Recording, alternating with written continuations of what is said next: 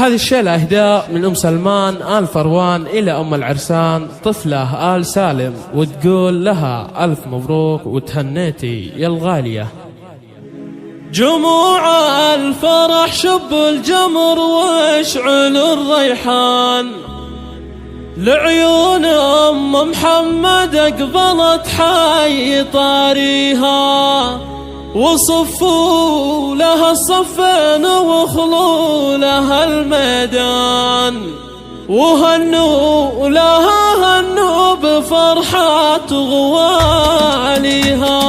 جموع الفرح شب الجمر واشعل الريحان، لعيون أم محمد أقبلت حي طاريها، وصفوا لها الصفين وخلوا لها الميدان، وهنوا لها هنوا بفرحة غواليها. هلا والخبي يا بنت قوم عزاز الشان، هلا بالكاظ الحرة الأصيلة بمباديها، هلا وافرحي هاليوم بعيالك العرسان، محمد ومهدي وافرحي يا معاليها، وعيالك قروم الطيب والجود والإحسان، محمد ومهدي فرحتك افرحي فيها، يا بنت الفخر والعز والطيب والعرفان، يا تاج الوصوف النادرة في معانيها، يا طفلة يا تاج الزين يا نجمة الأكوان، يا بنت الشيوخ اللي بعيدها قاويها، يا شمس الحافل ضوي وخلي الفرح يزدان، وشوش وتغني عن البيوت وقوى فيها، يا طفلة نهني لك ونهدي لك الألحان، تبارك لك بالورد والطيب نغنيها، الساهلين الطيب يا وردة البستان، ويا شيخة بزن محد يضاهيها، ومبروك لك مبروك بالورد والريحان، ومبروك لك مبروك أول وتاليها، عسى الله يبارك لك مدى العمر والزمان، حياتك عسى يجعل ربي